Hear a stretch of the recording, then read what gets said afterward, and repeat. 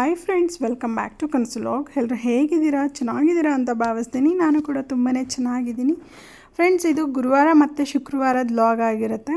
So ಗುರುವಾರ ನಾನು ಪೂಜೆಗೆ ಏನೆಲ್ಲ ಬೇಕು ಅಂತ ಹೇಳಿಬಿಟ್ಟು ಐಟಮ್ನೆಲ್ಲ ತೊಗೊಂಬರೋಣ ಅಂತ ಹೇಳಿಬಿಟ್ಟು ನಾನು ಗಂಧಿಗೆ ಅಂಗಡಿಗೆ ಮತ್ತು ಫ್ರೂಟ್ಸು ಮತ್ತು ನಾರ್ಮಲ್ ತಿಂಡಿಗಳು ಅದನ್ನೆಲ್ಲ ತೊಗೊಂಬರೋಣ ಅಂತ ಹೇಳಿಬಿಟ್ಟು ಹೋಗಿದ್ದಂಥದ್ದು.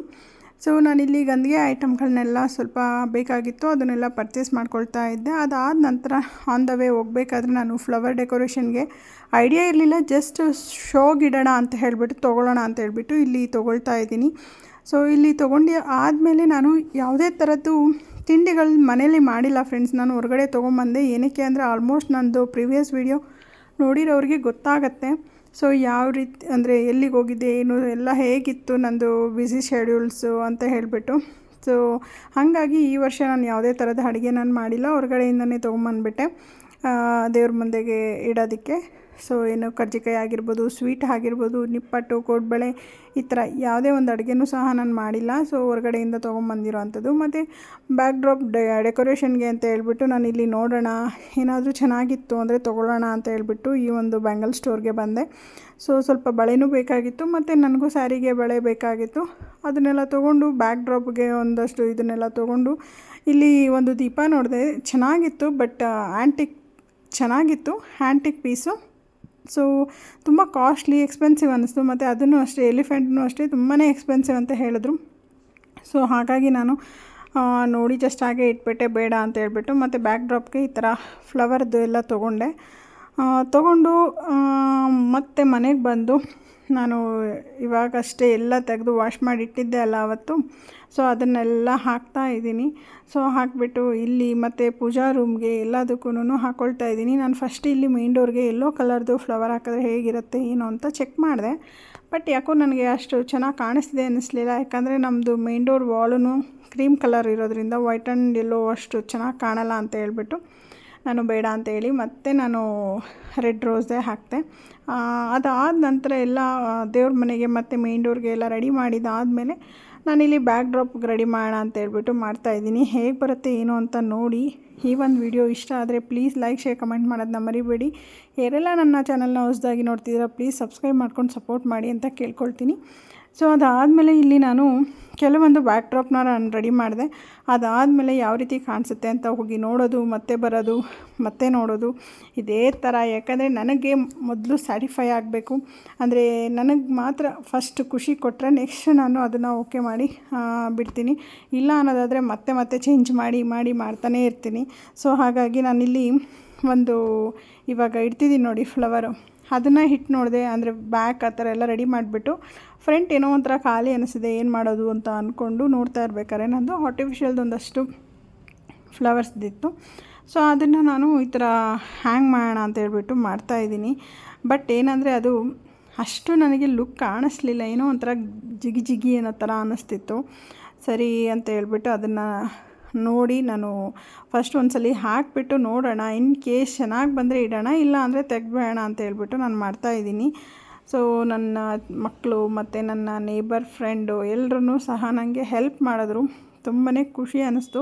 ಬಟ್ ಯಾವುದೇ ಹಬ್ಬಗಳಲ್ಲಿ ಒಬ್ಬರೇ ಮಾಡೋದಕ್ಕೆ ಅಂದರೆ ಸ್ವಲ್ಪ ರಿಸ್ಕ್ ಅನಿಸ್ಬಿಡುತ್ತೆ. ಬಟ್ ಇನ್ನೊಬ್ಬರು ಸಹ ಹೆಲ್ಪ್ ಇತ್ತು ಅಂದರೆ ಬೇಗನೆ ನಾವು ರೆಡಿ ಮಾಡ್ಬೋದು. ಸೊ ನಾನಿಲ್ಲಿ ಹಾಕಿ ನೋಡೋಣ ಅಂತ ಹೇಳ್ಬಿಟ್ಟು ನೋಡ್ತಾ ಇದ್ದೀನಿ. ಮತ್ತು ಅವ್ರಿಗೆ ಇನ್ನೂ ಒಬ್ಬರು ನೇಬರ್ ಇದ್ರಲ್ಲ, ಅವ್ರಿಗೆ ನಾನು ದೇವಿಗೆ ಒಡವೆ ಎಲ್ಲ ತೊಗೊಂಬಂದಿದ್ನಲ್ವ ಈ ಸಲ ಆರ್ಟಿಫಿಷಿಯಲ್ದು ಎಲ್ಲ ಸ್ಟೋನ್ನೇ ಆಗಿರಬೇಕು ಅಂತ ನಾನು ಅಂದ್ಕೊಂಡಿದ್ದೆ. ಹಾಗಾಗಿ ಆ ಸ್ಟೋನ್ಗಳಿಗೆಲ್ಲ ದಾರ ಹಾಕಿ ಕಟ್ಟಮ್ಮ ಅಂತ ಹೇಳ್ಬಿಟ್ಟು ಅವ್ರನ್ನ ಕೂಡಿಸಿದ್ದೆ. ಅಷ್ಟರಲ್ಲಿ ನಾನು ಇದನ್ನೆಲ್ಲ ರೆಡಿ ಮಾಡ್ಕೊಂಬೋಣ ಅಂತ ಹೇಳ್ಬಿಟ್ಟು ಮಾಡ್ಕೊತಾ ಇದ್ದೀನಿ. ನನ್ನ ದೊಡ್ಡ ಮಗ ಎಲ್ಲ ಟೇಪೆಲ್ಲ ಕಟ್ ಮಾಡಿ ಮಾಡಿಕೊಡ್ತಿದ್ದ. ಬಟ್ ನನಗೆ ಇದು ಮನಸ್ಸಲ್ಲಿ ಹಾಕಿದ್ದು. ಬಟ್ ಆದರೂ ಒಂದ್ಸಲಿ ನೋಡೋಣ ಅಂತ ಹೇಳ್ಬಿಟ್ಟು ನಾನು ಅವಳಿಗೆ ಕೇಳ್ತಾನೆ ನಾನು ಮಾಡಿದೆ. ಬಟ್ ಚೆನ್ನಾಗಿದೆ ಅಕ್ಕ, ಪರವಾಗಿಲ್ಲ, ಇರಲಿ ಅಂತ ಹೇಳಿದ್ಲು. ಸರಿ ಆಯಿತು ನೋಡೋಣ ಅಂತ ಹೇಳ್ಬಿಟ್ಟು ನನ್ನನ್ನು ಅದು ಫುಲ್ಲು ರೆಡಿ ಮಾಡಿಬಿಟ್ಟು ಬಿಟ್ಟೆ. ಅದಾದ ನಂತರ ನಾನು ಸೈಡ್ಗೆಲ್ಲ ಆನೆಗಳು ಮತ್ತು ಅಲ್ಲಿಂದ ತೊಗೊಂಬಂದಿದ್ನಲ್ಲ ಛತ್ರಿ, ಅದನ್ನೆಲ್ಲ ಇಟ್ಟು ನಾನು ಡೆಕೋರೇಟ್ ಮಾಡೋಣ ಅಂತ ಅಂದ್ಬಿಟ್ಟು ಮಾಡ್ತಿದ್ದೆ. ಬಟ್ ನನಗೆ ದೂರದಿಂದ ಬಂದು ನಿಂತ್ಕೊಂಡು ನೋಡಿದೆ, ಯಾಕೋ ನನಗಷ್ಟು ಇಷ್ಟ ಆಗಿಲ್ಲ. ಒಂಥರ ನಾನು ಮಾಡಿರೋ ಬ್ಯಾಕ್ ಡ್ರಾಪ್ ಅಷ್ಟು ಲುಕ್ಕಾಗಿ ಕಾಣಿಸ್ತಿಲ್ಲ ಅಂತ ಹೇಳ್ಬಿಟ್ಟು ಆ ಒಂದು ಇದರಿಂದನೇ ಲುಕ್ ಕಾಣಿಸ್ತಿಲ್ಲ ಅಂತ ಹೇಳ್ಬಿಟ್ಟು ತೆಗೆದುಬಿಟ್ಟು ನಾನು ಈ ಥರ ಆರ್ಟಿಫಿಷಿಯಲ್ದು ಫ್ಲವರ್ಸ್ ಗೊಂಚಲಿತ್ತು. ಸರಿ ಆ ಕಡೆ ಈ ಕಡೆ ಹಾಕಿದೆ. ಅದಾದಮೇಲೆ ನನಗೆ ಐಡಿಯಾ ಬಂತು, ಓಕೆ ನಾನು ಈ ಥರ ಗ್ರೀನರಿದು ಇದನ್ನು ಹಾಕೋಣ, ಆವಾಗ ಒಂಥರ ಏನು ಡೆಕೋರೇಷನ್ ಮಾಡಿಸಿದ್ದೀವಿ ಅನ್ನೋ ಥರನೇ ಫೀಲ್ ಆಗುತ್ತೆ ಅಂತ ಹೇಳಿಬಿಟ್ಟು ನಾನಲ್ಲಿ ಫ್ಲವರ್ ಹತ್ರ ತೊಗೊಂಡಿದ್ನಲ್ವ, ಆ ಒಂದು ಗ್ರೀನರಿ ಇದನ್ನೆಲ್ಲ ಈ ಥರ ನಾನು ಚುಚ್ತಾ ಆ್ಯಡ್ ಮಾಡ್ತಾಯಿದ್ದೀನಿ. ಸೊ ಅದೆಲ್ಲ ಆರ್ಟಿಫಿಷಿಯಲ್ದೇ, ಏನು ಫ್ಲವರ್ ಮಾತ್ರ, ಗ್ರೀನರಿದು ಏನು ಹಾಕಿದೆ ಅದು ರಿಯಲ್ ಗ್ರಾಸು. ಸೊ ಮಿಕ್ಕಿದೆಲ್ಲ ಆರ್ಟಿಫಿಷಿಯಲ್ಲು. ಸೊ ನೋಡೋದಕ್ಕೆ ಹೇಗೆ ಕಾಣಿಸ್ತಿದೆ ಏನು ಅಂತೇಳಿ ನನಗೆ ಕಮೆಂಟ್ ಮೂಲಕ ತಿಳಿಸಿ ಬ್ಯಾಕ್ ಡ್ರಾಪು. ಅದಾದ ನಂತರ ನಾನಿಲ್ಲಿ ಫಸ್ಟು ಯಾವುದು ಟಫ್ ಕೆಲಸ ಇರುತ್ತೋ ಅದನ್ನು ಬೇಗನೆ ಮುಗಿಸ್ಕೊಬಿಡೋಣ ಅಂತ ಹೇಳ್ಬಿಟ್ಟು ನಾನು ಮೊದಲಿಗೆ ಬ್ಯಾಕ್ ಡ್ರಾಪ್ ಎಲ್ಲ ರೆಡಿ ಮಾಡಿಕೊಂಡೆ. ಅದಾದ ನಂತರ ಇಲ್ಲಿ ಲಕ್ಷ್ಮಿ ಮುಖವಾಡಕ್ಕೆ ನಾನು ಮೇಕಪ್ ಮಾಡ್ಕೊಳ್ತಾ ಇದ್ದೀನಿ. ಯಾಕಂದರೆ ಇದು ಎರಡೇ ಸ್ವಲ್ಪ ಕಷ್ಟ ಇರುತ್ತೆ. ಸೊ ನೀಟಾಗಿ ಮೇಕಪ್ ಮಾಡಿದ್ರೇ ಲುಕ್ ಬರೋದು, ಇಲ್ಲಾಂದರೆ ನಿಜ ಚೆನ್ನಾಗಿ ಕಾಣಲ್ಲ. ಸೊ ಹಾಗಾಗಿ ನಾನಿಲ್ಲಿ ಲಕ್ಷ್ಮಿಯವರ ಮುಖವಾಡಕ್ಕೆ ಅಲಂಕಾರ ಮಾಡ್ತಾಯಿದ್ದೀನಿ. ಸೊ ಲಿಪ್ಸ್ಟಿಕ್ ಸ್ವಲ್ಪ ಹೈಲೈಟಾಗಿ ಕಾಣಲಿ ಅಂತ ಹೇಳ್ಬಿಟ್ಟು ಐಲೈನರಿಂದ ಜಸ್ಟ್ ನಾನು ಅದು ಔಟ್ಲೈನ್ ಹಾಕ್ಕೊಂಡು ಅದಾದ ನಂತರ ಹೈಲ್ಯಾಶ್ ಎಲ್ಲ ಹಾಕಿ ಫೈನಲ್ ಲುಕ್ ಕ್ರಿಯೇಟ್ ಮಾಡಿದೆ. ಒಂಥರ ನನಗಂತೂ ಖುಷಿ ಅನ್ನಿಸ್ತು. ಸೊ ಮೇಲ್ಗಡೆ ಸ್ಟಿಕ್ಕರ್ ಎಲ್ಲ ಅಂಟಿಸಿದ್ದೀನಿ, ಕಿರೀಟ ಸ್ಟಿಫಾಗಿ ನಿಲ್ಲಿ ಅಂತ ಹೇಳ್ಬಿಟ್ಟು. ಸೊ ಮುಂದಿನ ಇದರಲ್ಲಿ ನೀವು ನೋಡ್ತೀರಾ ಹೇಗಿದೆ ಏನು ಅಂತ ಹೇಳ್ಬಿಟ್ಟು. ಸೊ ಅದನ್ನೆಲ್ಲ ರೆಡಿ ಮಾಡಿ ಇಟ್ಟು ಮಕ್ಕಳಿಗೆಲ್ಲ ಊಟ ಹಾಕ್ಕೊಟ್ಟು ಅವರು ತಿಂದು ಎಲ್ಲ ಆದಮೇಲೆ ನಾನು ಬಂದು ಇಲ್ಲಿ ರಂಗೋಲಿ ಹಾಕ್ತಿದ್ದೆ. ಮೇ ಬಿ ನಾವು rangoli ಹಾಕಬೇಕಾದ್ರೆ I think 10:30 to 11 o'clock ಆಗಿತ್ತು. ಸೊ ಹಿಂದಿನ ದಿನಗಳಲ್ಲೆಲ್ಲ ತುಂಬ ಮಳೆ ಬರ್ತಿದ್ದರಿಂದ, ಅದು ಬೆಳಗಿನ ಜಾವನೇ ಮಳೆ ಬರ್ತಾಯಿದ್ದು. ಏನಪ್ಪ ಮಾಡೋದು, ಬೆಳಗಿನ ಜಾವನೇ ಮಳೆ ಬರ್ತಾಯಿದೆ, ಹಾಕಿದ್ರೆ ಹೋಗ್ಬಿಡುತ್ತೇನೋ ಅಂತ ಒಂಥರ ಟೆನ್ಷನ್ ಅನಿಸ್ತಿತ್ತು. ಬಟ್ ಆದರೂ ದೇವ್ರ ಹತ್ರ ಕೇಳಿಕೊಂಡು, ದೇವರೇ ಇವತ್ತೊಂದು ದಿನ ಮಳೆ ಬರೋದು ಬೇಡ ಇವತ್ತು ಅಂದ್ಕೊಂಡು ನಾನು ಇಲ್ಲಿ ರಂಗೋಲಿ ಎಲ್ಲ ಹಾಕಿದೆ. ಕಲರೆಲ್ಲ ಹಾಕಿದ್ನಲ್ಲ, ಮಳೆ ಬಂದರೆ ಹಾಳಾಗಿಬಿಡುತ್ತೆ, ಒಂಥರ ಬೇಜಾರಲ್ವಾ. ಸೊ ಹಾಗಾಗಿ ಫೈನಲ್ ಲುಕ್ ಈ ಥರ ನಾನು ರಂಗೋಲಿ ಎಲ್ಲ ಹಾಕಿ ಆಗಿತ್ತು. ಅದಾದ ನಂತರ ನಾನು ಫುಲ್ಲು ಲಕ್ಷ್ಮಿ ಬ್ಯಾಕ್ ಡ್ರಾಪ್ ಎಲ್ಲ ರೆಡಿ ಮಾಡಿ ಈ ಥರ ಫುಲ್ ಸೆಟಪ್ ಮಾಡೋದ್ರೊಳಗಡೆ ಒಂದು 3:30 ಆಗೋಗಿತ್ತು. 3:30ಇಂದ ಒಂದು 5 o'clock ತನಕ ನಾನು ಮಲಗಿದೆ.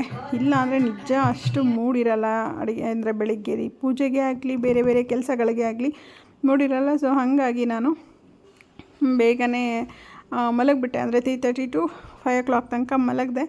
ಎದ್ಬಿಟ್ಟು ಸ್ನಾನ ಮಾಡಿ ಅದಾದಮೇಲೆ ನಾನು ಕಲಶ ಪ್ರತಿಷ್ಠಾಪನೆ ಮಾಡ್ತಾಯಿದ್ದೀನಿ. ಏನೆಲ್ಲ ನಾನು ತೋರಿಸ್ದೆ ಆ ಒಂದು ಇದನ್ನು ಕಲಶದೊಳಗಡೆ ಹಾಕ್ಕೋಬೇಕು. ಸೊ ಹಾಕ್ಕೊಂಡು ನಿಮ್ಮ ಸಂಪ್ರದಾಯ ಪ್ರಕಾರ ನೀವೇನೆಲ್ಲ ಹಾಕ್ತೀರಾ ಅದನ್ನು ಹಾಕ್ಕೊಂಡು ನೀವು ಕಲಶ ಪ್ರತಿಷ್ಠಾಪನೆ ಮಾಡ್ಕೊಳ್ಳಿ. ಸೊ ನಾನು ಅಷ್ಟೇ ನಮ್ಮ ಇದರಲ್ಲಿ ಹೇಗೆಲ್ಲ ನಾನು ಏನೆಲ್ಲ ಹಾಕಿದ್ದೀನಿ ಅಂದರೆ ಅದು ನೀವು ನೋಡಿದ್ದೀರಾ. ಆ ಒಂದಷ್ಟನ್ನು ನಾನು ಕಲಶ ಪ್ರತಿಷ್ಠಾಪನೆ ಒಳಗಡೆಗೆ ಹಾಕಿ ಆಮೇಲೆ ನಾನು ಎಲೆ ಲೈಟು ತೆಂಗಿನಕಾಯಿ ಲೈಟು ನಾನು ಪೂಜೆ ಮಾಡೋ ಅಂಥದ್ದು. ಸೊ ಹೇಗಿರುತ್ತೆ ಏನು ಅಂತ ಹೇಳಿ ನೋಡ್ಕೊಂಡು ಬನ್ನಿ.